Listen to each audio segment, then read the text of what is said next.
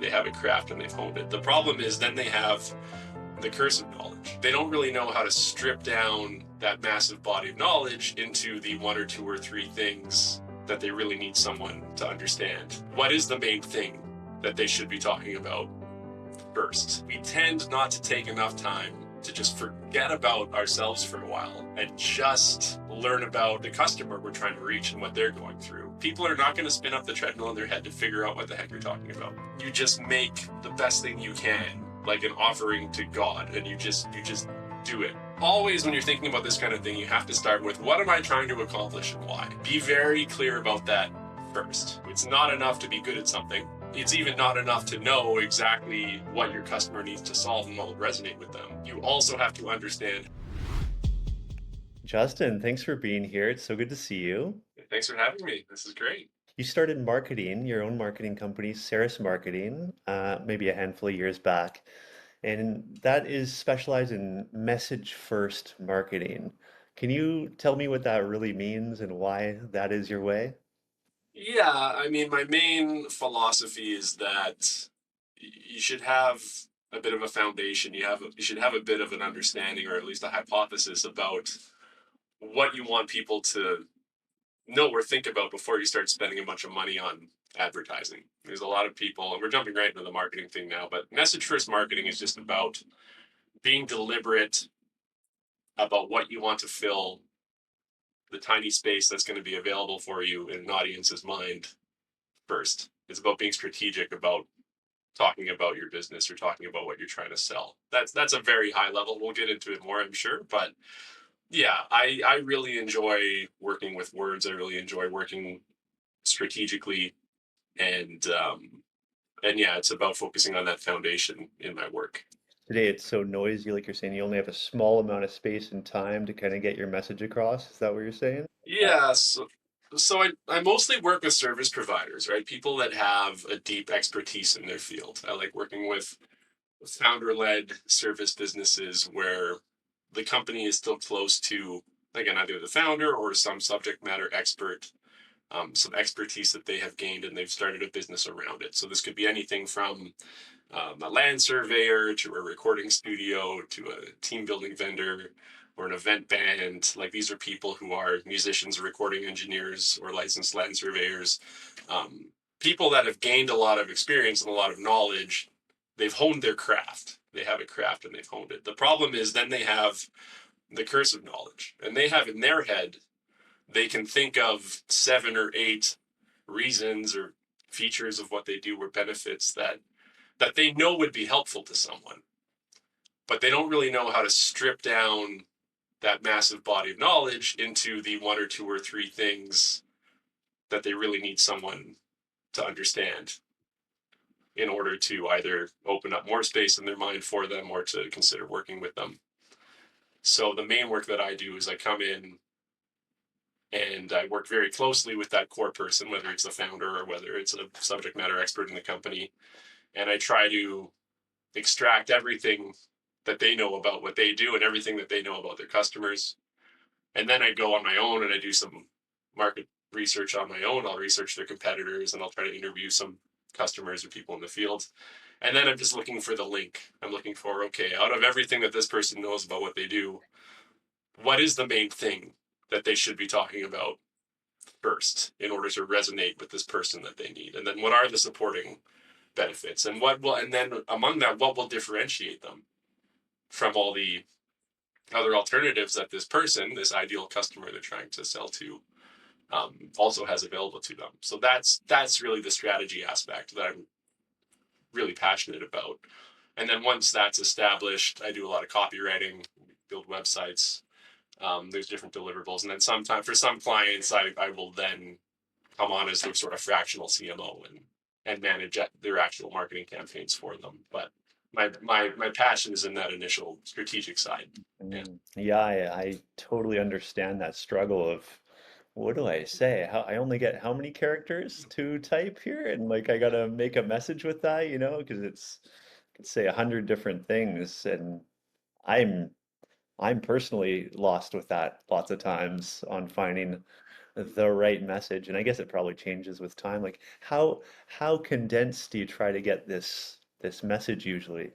My main paradigm for this is that it's highly dependent on the context you find yourself in. Mm, Like what you say is highly dependent on the external environment, mm, and that changes. There's when I was in business school, there was this diagram of like what strategy is. It was a very simple diagram. Like this is what strategy is. You have an internal domain and you have an external domain, and the strategy is just the link between the two. mm, And I love that because in a business context, the internal domain is the business itself, the company, and then the external domain is the market environment that it finds itself in. So that's everything from the macro environment, like the economic environment, to the customer base, to the and the competitors that are there.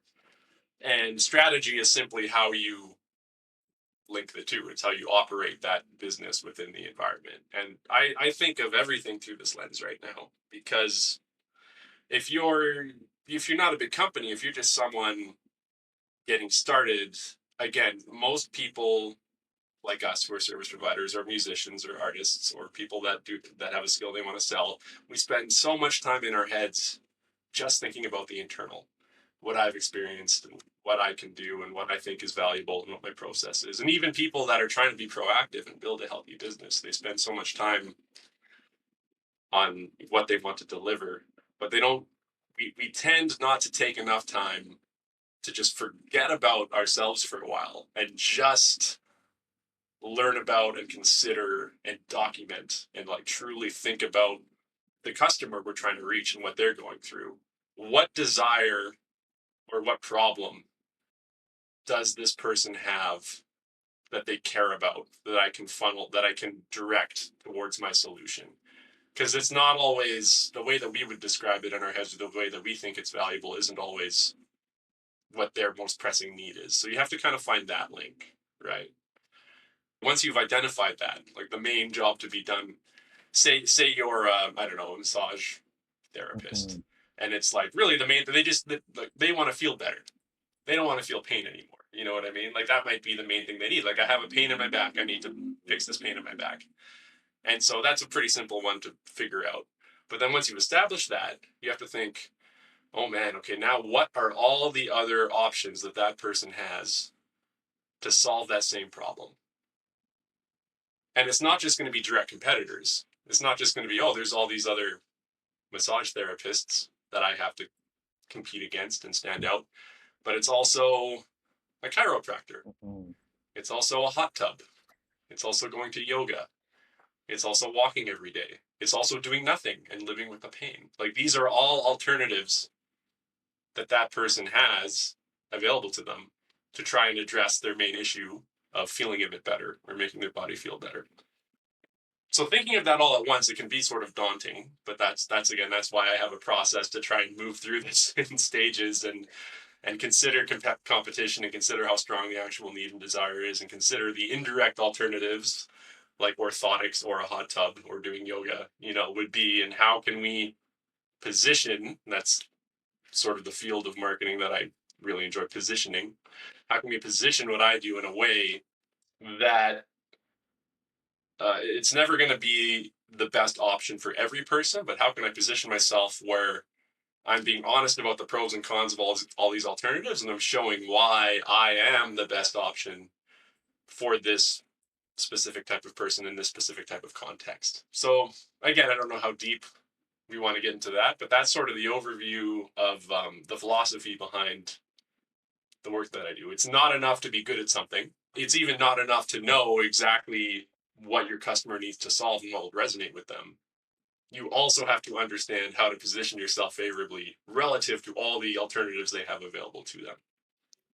And that is that foundational sort of message first approach that I take to marketing. It's an educated hypothesis, right? Ideally, we are working on this stuff after the business has already been solving problems for people for a while, and so they understand what's worked well for some clients or what hasn't worked, and they've already learned some stuff, and I help them organize that information and match it up with the research that I do. But it's still like anything, it's you have to test it. right? It's not what worked really well for someone else even a year or two ago might not work well for you right now. And it goes back to that main paradigm I have of the internal and the external domain. The external domain changes, and then the strategy has to change. This is a strange segue. Do you mind if I keep going? Because Go this is for an it. It's interesting. really great. Thank you. Yeah, it's awesome.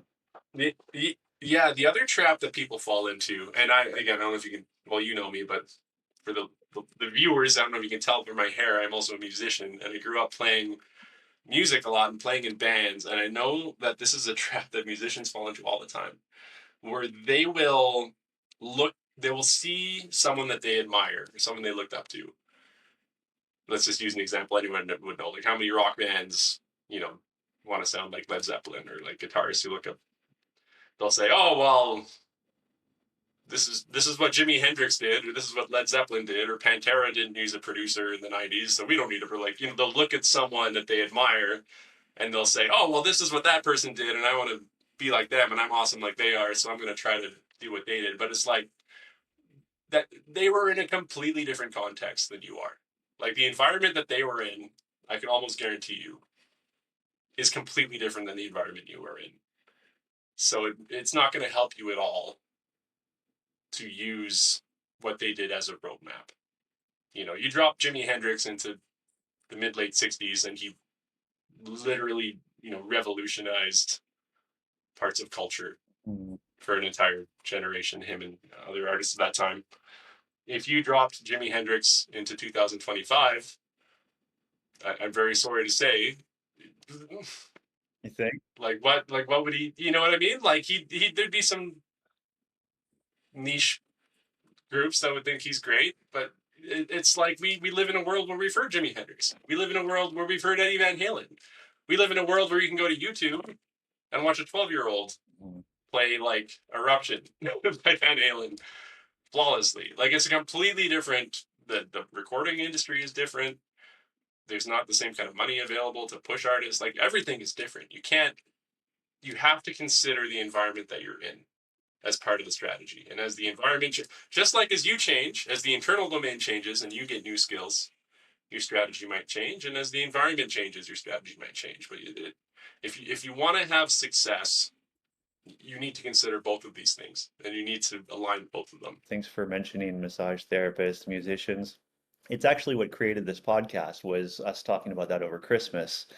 Um, Mm. You could use examples if you wish of people that you were talking about. There's musicians that you know that are so talented, or there's, we have many healer friends, different people and different therapists and, acupuncturists or coaches like myself, or anybody in that kind of world. That's the reason we created this. So you can get some of that information out, help me, help some of our friends, help whoever's like us to understand a little more right now. Can you tell me why maybe it's not so easy to help them and where that line is where it starts to make sense to actually have like help for marketing? Yeah, so I want to preface this by saying, I'm pulling in the direction of marketing to an audience because I think that's what you want me to bring to the table. That's what I do in my work. But I do need to clarify that the stuff that I say here, it doesn't mean that you can't find success and fulfillment just doing what you truly believe in. You know what I mean? Like there's the sort of Rick Rubin take on creativity, which I would consider like the platonic ideal of creativity, which is like you just make the best thing you can, like an offering to God, and you just do it. And I love that. You know what I mean? Like I don't want to be the guy that says don't do that. All I'm saying is that I've known a lot of immensely talented people in my life, um, who have done that, and then they've found that they struggle still. You know what I mean? They still struggle to either there's something more that they need from it to sort of move up the hierarchy of needs. Either the fan base isn't growing the way they want it to, or they're not able to support their living, they're not able to make money from it. Always, when you're thinking about this kind of thing, you have to start with what am I trying to accomplish and why? Like, be very clear about that first.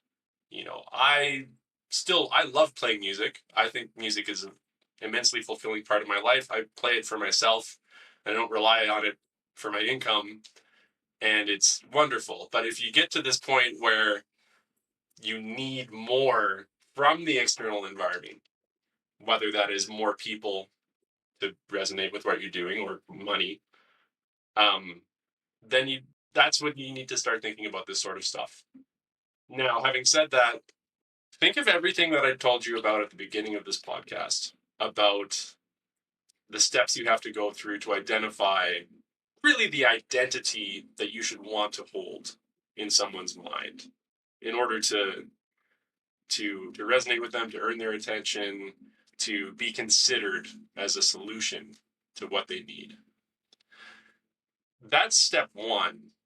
And then you still have to get that message out there to a lot of people. And this is where it gets costly, Mhm. right? Working with someone like me can be costly, depending on your context. But I mean, you can still come up with this stuff on your own as well, right? You can come up with something you feel strongly about. Even thinking about the things I've mentioned, like something that you do truly believe will resonate with your ideal customers based on what you know about them, and that you do think is well positioned, and you have this. Again, this is branding. This is when people think of brand, they think of the visual side. Usually, they think of the logo or the colors, but really, branding is what people think about you, what they say about you when you're not in the room. Like, this is the messaging part of the branding, right? Once you have that established, even if you get a website built, again, now how are people coming to your website, right? So now it's like, okay, we're in an environment where there's more of everything every month, it seems. More people maybe doing similar work to you, more websites clamoring for space on search result pages, social media feeds just chocked full of all sorts of ads and AI slop and other people and this and that. Like, it's just a noisy noise. So for this to really be effective, you need to be able to push out volume, essentially. You need to be able to push out a lot of content, probably more content than you're comfortable with. Even if it's even not on a cost side.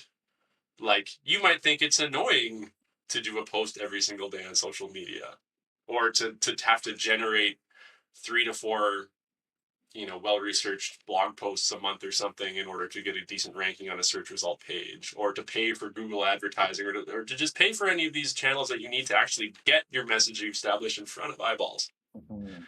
And that either takes a lot of time or a lot of money.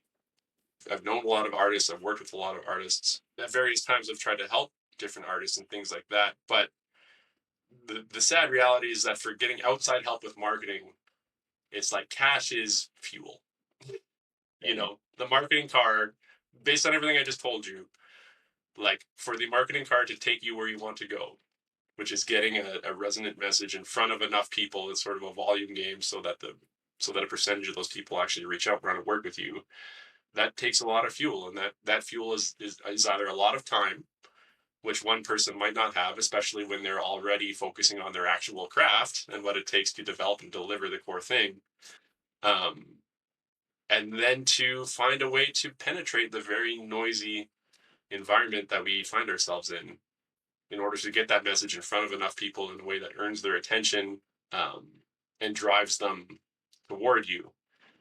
Again, it's like the one thing I learned in business school, which in an entrepreneurial course I took, which really helps me a lot, is any form of entrepreneurship, like, you do need to be comfortable being uncomfortable. And that doesn't just mean being uncomfortable, maybe looking at your cash flow situation, or being uncertain, because any entrepreneurial venture, like, it is uncertain. But you might also have to push yourself to do things that you wouldn't normally do within the bounds of your own comfort.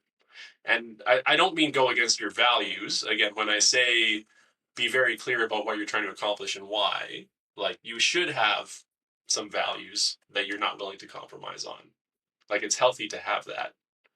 Um, but there are other things, like, yeah, like, even for me, like, I'm not a big social media guy. Like, I don't, as a human, I don't really enjoy a lot of the time I spend on social media. But if you look on LinkedIn, I'm there posting like almost every day. That's where I do a lot of my own message testing. That's where I refine my own messaging. That's where I network with people, and it's a part of the game, right? It's I value the people that are on the platform, so I put up with the platform because that's how I get to them, right? So Marketing is a really important piece of the pie always, and today it's very noisy and it takes a lot of time and energy to do that part of it, which is why maybe at a certain scale it makes a lot of sense since it's like a full-time job and expertise to have somebody just do that part of it for you. And to the people that are much smaller scale, like you said, they're all working on their own crafts. How much energy and time, even if we kind of learn the steps too, do you think people should be putting into that side of their business, the marketing side? one of the first things that I like to consider for how much time and effort you're going to need to put into something like this, and let's use social media as an example. Um, how easy is it to find a group of people online who are stoked on what you do? And I don't mean what you personally, but are stoked on, the theme of your offer, even when they don't need to buy it. Because think of it this way, like I'll compare two clients that I've had. Okay, so one of them is a recording studio that primarily targets and serves independent emerging artists, and another one is an audiovisual consultant who consults on the design, procurement, and installation of large audiovisual systems for like big buildings, facilities like university buildings, right? So that recording studio has a lot easier time with its marketing than the AV consultant because the recording studio's target audience, independent musicians and studio aficionados and emerging bands and things like that, they are stoked on recording and sound and music and the process. That's something they enjoy learning about and reading about and talking about, even if they're not in market to go record something. So it's much easier for that recording studio to build up its follower base. It's much easier for that recording studio to get reach from its posts as people like them and engage with them. And it's just everything flows much more smoothly. You know, an audiovisual consultant whose target audience is a facility manager who only needs what that AV consultant does once every 10 years, either when a new building is being built or when it's time to upgrade a very old legacy system, that's more difficult. So that's one thing to consider. Like, do you have an audience that would be excited about what you do outside of the time that they need what you do? It's the message, and then it's the people you're going to get the message in front of. And it's much easier to get the message in front of a group of people that are already easy to identify and sort of assemble, whether it's someone in a forum on a website or people on Instagram that will follow what you want to do, or a Facebook group or whatever. Um, but beyond that, how much time should you spend on it? Honestly, in the early going, the best thing you can possibly do is just reach out and start solving problems for people. Mm, You know what I mean? Um, that is where you're going to learn what resonates, right? And then get feedback from your customers, right? Literally, this is how I got started because I had no experience in marketing, no formal experience in marketing at all when I started marketing. And it was literally just going to my network and finding someone to be like, hey, I see you do a newsletter. I see that your publishing is very sporadic. Let me solve this problem for you. I will write your newsletter and we can get it out at a regular cadence like that. Like there's a problem, that's a problem. Just start solving problems for people, someone else and find another problem. That's what you just have to start doing. In the early going, your job is to try to find a message that has traction, or a concept that has traction, or a way of talking about what you do that has traction. And this can be uncomfortable for a lot of people. I know I know you're already doing this as you're putting out videos of yourself. Again, you're doing exactly this. I see it, right? Like talking about different parts of what you do. You're just you're trying to find the message in the audience, right? And it can feel like an elusive game, but where's the right audience and where's the right message? Like that's what you're trying to find. mm. And you can keep experimenting and trying to find that without going, without getting paid help. And if you manage to do that, now you're sort of off to the races. right? It can be hard, and like I said, it can be elusive because you might be testing. Maybe you test the right message with the wrong audience, and you don't notice. And maybe you find the audience, but the message doesn't resonate. So that's the alignment you're trying to find. I truly believe that if you give yourself enough time, you need runway. That's honestly the difficult part of starting something, of bootstrapping something when you don't have a lot of funding is just like, can I give myself enough runway to keep doing this and keep learning and keep making these little incremental improvements until I finally find something with enough traction to make it truly sustainable. And then you get to continue learning and improving. So you'd say it Yeah. first is good to help a bunch of people that you can get some experience, and then you'll have enough data to maybe hone in on that message afterwards more. The thing you want to optimize for in the early going is you need to optimize for speed of learning, Mm. right? Like that is the most important thing. And you learn not by going on LinkedIn and finding a marketing guru and getting a playbook and just going through the exact steps and wondering, oh, why didn't this work for me? You learn by solving problems for people. Yeah. But you learn by solving. I mean, and not to say, hey, I might put out one of those resources soon, and yeah, you should check it out. But that's a good starting point. These best practices or whatever, right? Like you can get exercises to help you think about some of this stuff, or that will help you do some of the stuff that I would do in my work on your own. But really, again, it's different context, right? You learn by solving problems for people. That's really where it comes from. You need to try and find what is the monetizable customer pain, and how well can I get at describing it? How good can I get at describing my ideal customer at the moment they're experiencing it better than they can describe it themselves? That's really what you're looking for is direct relationships, direct connections. How can I solve a problem for them? What have I learned in this process of solving a problem for that person? Can I apply that to someone else? Let's find someone else. Just going through that process. Yeah. Yeah, when it comes to the videos that you mentioned that I'm making right now, I am just winging it. They're all things that come up Yeah. naturally in my, with clients or with conversations I have, and then I figure, oh, that's interesting. Might as well just talk about it for a minute or something. So I really am, a nightmare when it comes to thinking about any strategy or anything like that. So I'm your worst. Well, I'll tell you. So, but let me. You just went on something. Actually, I just had a really good tip Yeah, that just popped into my great. head. Help me Because out. first off, what you're doing, if it is inspired by something you heard from a client or that you experienced with a client or delivered for a client, like that's perfect. That's the stuff you should be Mhm. testing, talking about. Now, one of the most, again, this will cost a little bit of money, but one of the more cost efficient ways, because sometimes I'm not sure.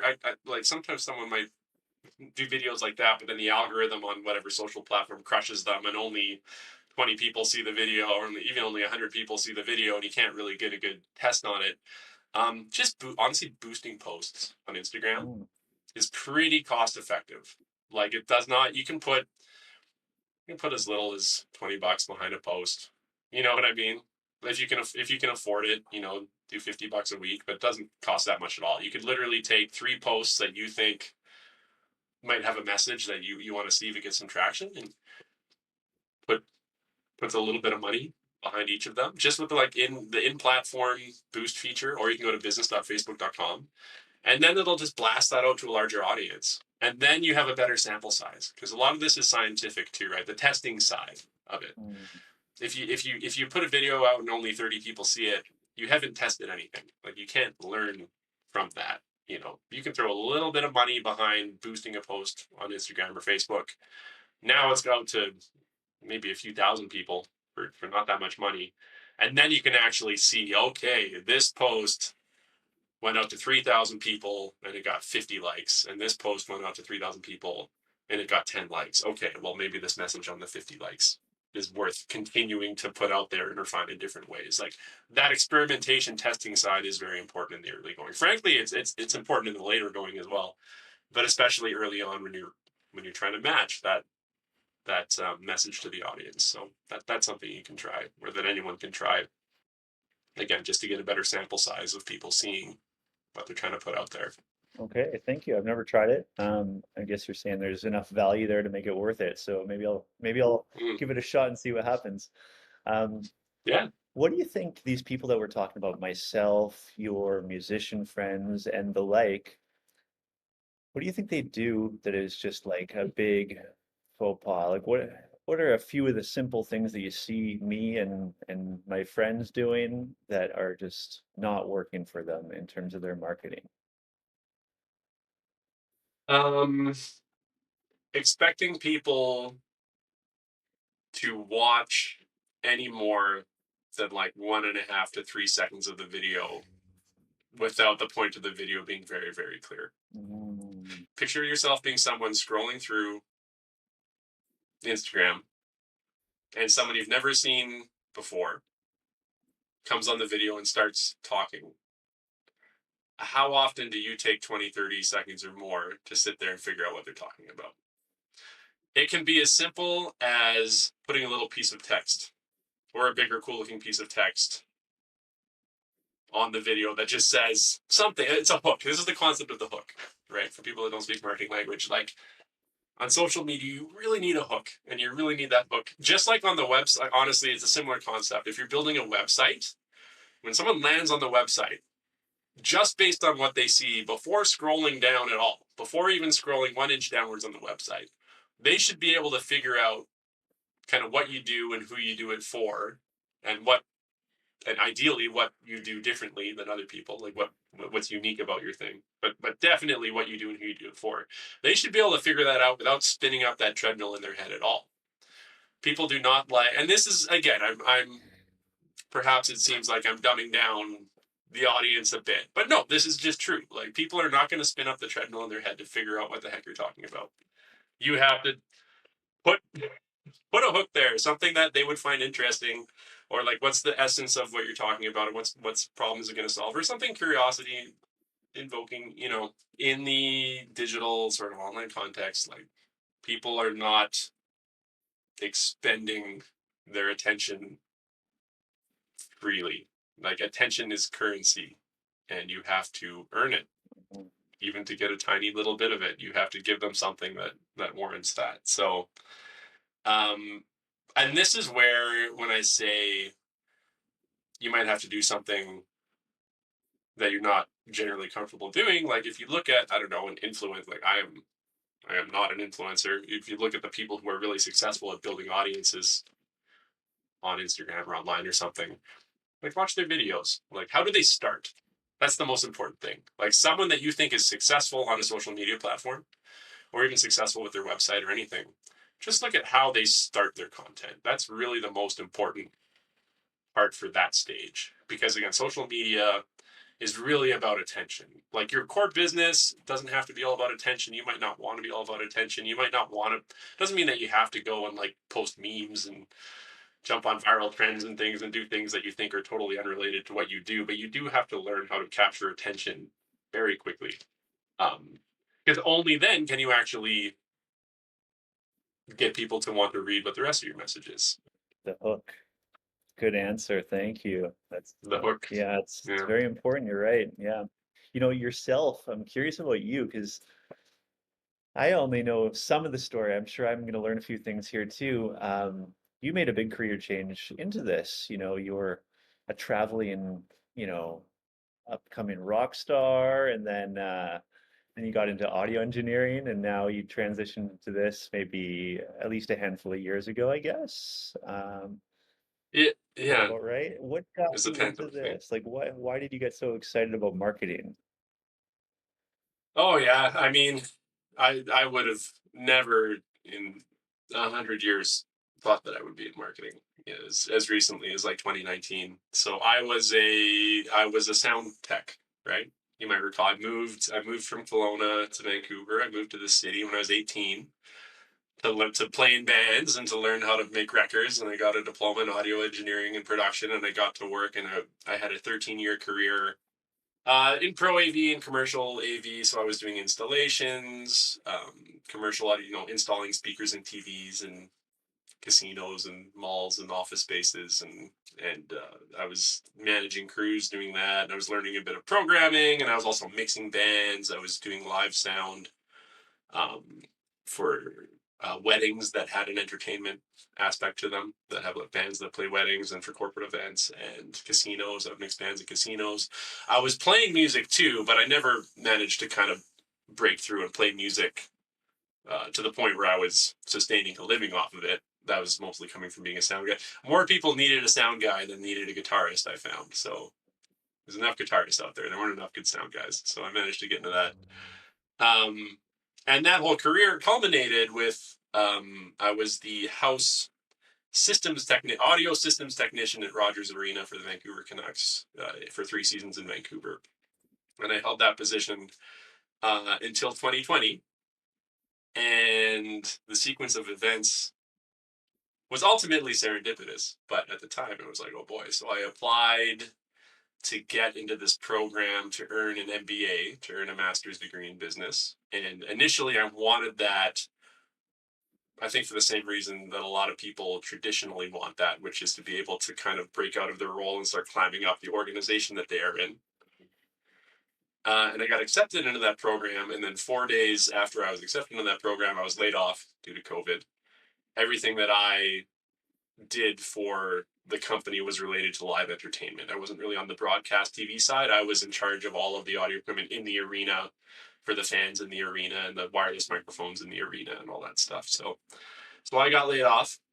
Shortly after that, my wife got laid off, my wife, Amy.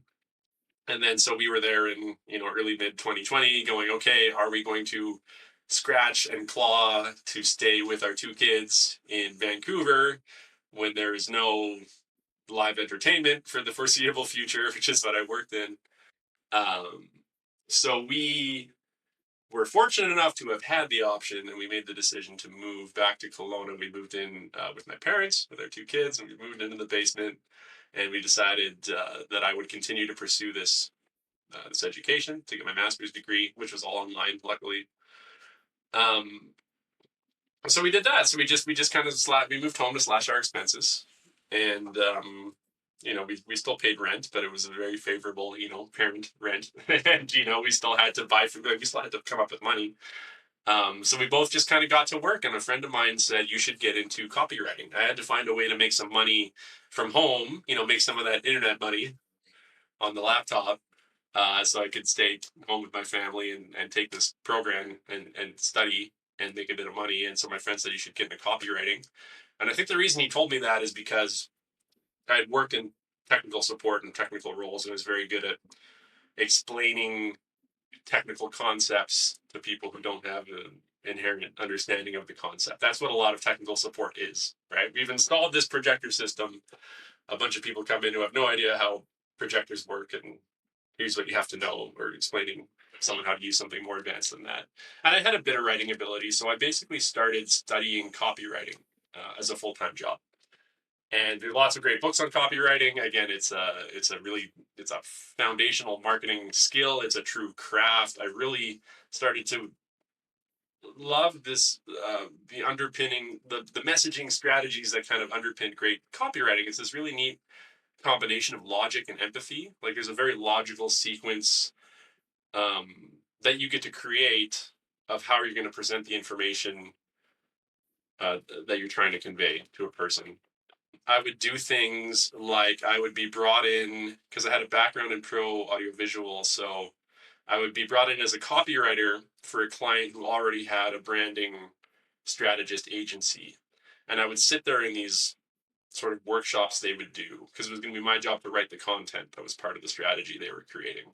But the whole time I'd be there, I'd be like writing down notes for how they were doing their strategy session. I'd be like, oh, this is how you create a customer persona card. Oh, this is how you do a messaging workshop. And I would just like try to learn. I'd be sneak like the fly on the wall learning on that. And then I would start offering similar services. Okay, we're going to do a persona workshop to find out how to define your ideal customer persona, or we're going to do a narrative script. We're going to learn we're going to write good, more the strategic side. I started offering a lot of that stuff.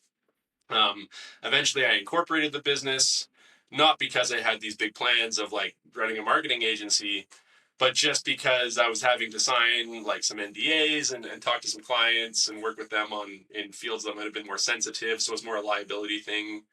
Like if anything negative happened, it was advised to me that you should have a corporation to kind of separate your personal assets from it. At the same time, I was in business school, so I was getting to make up business plans and things like that as part of my assignments, and I was just making business plans for this marketing thing that I was doing, and it just kind of grew and grew from there. And I just realized that I basically had a little boutique marketing agency or marketing consultancy, that all the pieces just, it was very emergent. You know what I mean? I didn't sit down. Well, I did make business plans, but that was because I was in school and it was required. But I didn't sit down and be like, all right, this is what I'm going to do for my career now, and here's the plan for my marketing. It was just very emergent, solving problems for people. Um, just putting the pieces together in my unique context until here we are. Well, thanks for being here. That's great. Yeah, I remember when you were going through all that schooling, I think I reached out and I maybe had a seat open in men's group and I offered it to you and you said, well, I'm intentionally going out of balance for a time here. I think that Thanks was for bringing that exactly what up. you said. I'm intentionally going out of balance for a time and then I'm going to recalibrate later and rebalance my life. And have you done that? Yeah, Have you done that yet? Are you in balance, you feel? Have you I recalibrated? think so, and I'm glad you brought that up. That concept of going intentionally out of balance. Like I am not a hustle bro guy. Like I think there's been times in my life, even during the last 5 years, where I could frame what I've done as like, oh yeah, you got to get up and like read your, do your stretches and work your 10-hour day and like hustle in and out. You never sleep and it's on the weekend. Like I've had stretches like that, but I don't think I said anything to brag about. Like, come on, this is work. You know what I mean? Like I do believe in a good work-life balance. I do believe in business and yeah, business and marketing and making money. Like these are all means to the end of trying to have a happy life. Like I have my philosophical side as well, but at times, in order to grow or in order to achieve something that you really want to achieve, you do have to go intentionally out of balance. And it might be stressful. um, my wife goes through periods like this. So she has a business as well. That's a side story. She started a landscape maintenance company to also try and make some money during this period since the pandemic. And we both have these periods where it's just like, this is not sustainable. Like I haven't been here for dinner for 2 weeks, or I've been up late, or I'm only getting this much sleep, or I'm working weekends. And like sometimes you got to put that in order to achieve what you want to achieve. But I think the important thing is that you understand why you're doing it, you understand it's temporary, and you define what the end of this period is going to be. Because if you can't do those things, you're just going to burn out and you're not necessarily going to be in a better spot. So I do feel like I'm gaining some balance because, one thing that I'm very passionate about is still playing music, even though I don't do it professionally. And I'm having more time to like play guitar now. You know what I mean? I play a little funk band with some friends around town in Kelowna. I've had my first gig in 8 years as a guitarist, just under a month ago. So I'm reclaiming some of the stuff that is a part of my happy life, even though it's not a part of what I do to grow this business and to make money. So I do feel like I'm gaining some balance back. But it was after 4 or 5 years of having two kids, building two businesses, if you count my wife Amy's, and earning a master's degree. Like that was out of balance. Like I did not have a lot of time for the other things that make me happy while I was getting those big rocks in place, if you will. Aside from music, is there anything else that kind of keeps your life in a joyous place, an exciting place, a healthy place? What are your favorites right now? Honestly, my kids are at an age where I just love watching stuff with my kids. Like if my oldest is at the age where we're going through Lord of the Rings right now. We were talking before this about Star Wars. I just love spending time with my family and just like showing my kids stuff that I used to love to watch. That's really all there is time for. Like I carve out some time to play guitar. I go on a jam with this band once a week. I try to find a few nights a week where I'm spending that time with my kids, just like laid back time, carving out time for date nights. Like that can be tough. We're both building businesses right now.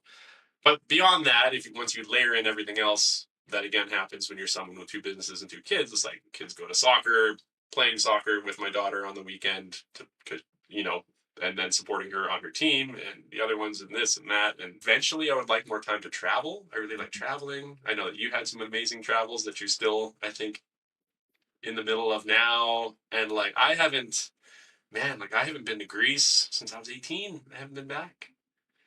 And I want to go back to Europe, and I've been fortunate enough. My wife's Australian, so I've been to Australia a couple times, and that's a wonderful trip. But again, I made the decision a while ago that music and traveling and things like that, they're very important to me, but they weren't the most important things to me. Like the most important thing to me was having a family and raising good humans and having a good home life. And I went out of balance and I subordinated some other things in my life for a time so that I could again put those big rocks in place and establish this what's truly important and get that in place. And now that I feel that this is sustainable, I'm at a I'm at a place where I can start bringing some of those other only slightly smaller rocks. Like it was a difficult decision to stop playing music 8 years ago, but there was just no time.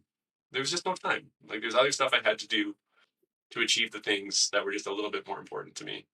Good job. That's really awesome. You've done well. You have a beautiful family and you have a home and a business set up, and now you get to dip into your passions again. That must be very exciting. Music and travel. I wish you to go to Greece again soon. I know, yeah, hopefully It's soon. very healing. I was just there and I really had a very healing experience there. It's just so good to reconnect to it. And yeah, it was just like really quite emotional for me to just be there for the whole time, but especially the first week. It was very intensely emotional. I think very healing to be there. So, Yeah, the roots, the memories, the roots. Yeah, yeah, that'd be great. what else is exciting you right now? My wife Amy's business is kind of exciting because this is taking off a little bit now. Um, she's a hustler. She's the hardest working person I know. So during that time when I was at the computer trying to make some of that internet money, Amy was out drumming up business in the neighborhood. She was a commercial landscaper for 10 years or so before we moved back to Kelowna. And then when we got here, lo and behold, people really like their lawns and gardens in Kelowna in the neighborhood. And she quickly discovered, that she could make twice as much money maintaining these nice properties with these nice people than she had been making doing commercial landscaping in the city, cleaning up needles and dog crap and whatever else you got to put up with when you're doing commercial landscaping in like downtown Vancouver. Um, so that is another very emergent business that kind of came out of this, where she's now, she's got, we incorporated the business earlier this year, and she's got two trucks, and I think four people working under her, and I support her on the administrative side. Um, Tyler, my brother, is starting to support on the bookkeeping side. Uh, so it's again, that's another again, it's starting any business like you have to be comfortable being uncomfortable. So now we have two businesses that get to make us uncomfortable, but it's also really really exciting. Just that we get to work for ourselves. We get to follow our own productivity patterns. We get to control how we spend our time to an extent. We get to set the value of our work to some extent. It is very fulfilling um, to do it if you can swing it. Yeah. Totally. I don't think I could work for anybody ever again. It's like, Even just the productivity on a hard because like that's one thing I noticed when I got home and just wired myself into this workstation in my office, and it's like I just like man like I'm getting as much done in one day as I might have got done in an entire week at the office at my old job, when it's just people popping in and side quests and surprise meetings and just distractions. And it's I know, and this isn't to there is an element of in-person collaboration which I do think is very valuable in some business more than others. And um, there are times that that I do miss sort of having a team close by, but I'm just not someone who needs that all the time. Nothing beats just getting to set what you do when you do it. Just again, optimizing for your own productivity um, is a fulfilling thing to do. Yeah, and just doing it the way that you want to do it. No questions, Yeah, you know, that's the big one for me. It's yeah, just not having to do anything but exactly what I want to do. It's like that in itself is just means a lot, you know. So I love that. Did I miss anything on the marketing side? Can you think of anything, any question that I should have asked? I don't think so. I think the main thing that I wanted to share today were those few steps of first off that if you can find value in what you're doing without doing this marketing stuff, like ask yourself the question, do you really need the marketing stuff and why? What are you trying to achieve and why? Right? If you need more, if you need more from the world, from the external environment, whether it's people or money, you need to think harder about the external environment. You need to put yourself in their shoes and understand what their strongest need or desire is that you can satisfy and link what you do to that. Mm, And then, of course, the layer above that, this positioning thing, is then consider all the other alternatives that they also have available to them to satisfy that need or solve that problem. And think about how you can position yourself favorably in comparison with all those other alternatives. That is the paradigm for marketing yourself effectively. Yeah. Thank you. Yeah, I feel like I'm gonna be doing this like almost like a study work while I edit it. I'm gonna take care of my own marketing. Thank you so much. Yeah. No, thanks for having me, man. This has been That's great. awesome. Great way to start the day. If somebody is in the position where they want to hire you and or reach out to you for Mm. marketing help, where can they get a hold of you and find out what you do? Yeah, they can send me a message for my website, sarrismarketing.com. Sarris Marketing is all one word. Or find me on LinkedIn, Justin Sarris on LinkedIn. I'm fairly recognizable with the hair, so you just look me up on there, send me a message. Yeah, even if you watch this and just want to ask me a question or say hi, feel free to reach out. I'd love to hear from you. Awesome. Yeah, I'll put it in the notes as well. So it's all there, links in the notes. And then how about we finish with if you had one message for people like me and those musicians and everything, one final message to us that would help us, what would your message be? Yeah, just understand why you're doing it. Mm, Right? Just know before you go, and even before you go and follow any of my advice from today, just be clear with yourself about why you're doing what you do. Is it for personal fulfillment? Is it because you need it to provide for you? Um, Being clear, like that's the first step. You don't want to spend a lot of time and money going down a path that you think you need to when really it's not. It's not what you need. So yeah, understand yourself if you can, why you want to do what you want to do, and go from there. I love that. Yeah, that's one of my favorite things is always know your why, you know, Yes. in Yeah. everything, Absolutely. in everything. So thank you so much. It's really fun catching up and thank you for everything. It's lovely to have you. Yeah. Justin, thanks for being here. Yeah. No problem, man. This is great. Thanks so much for inviting me.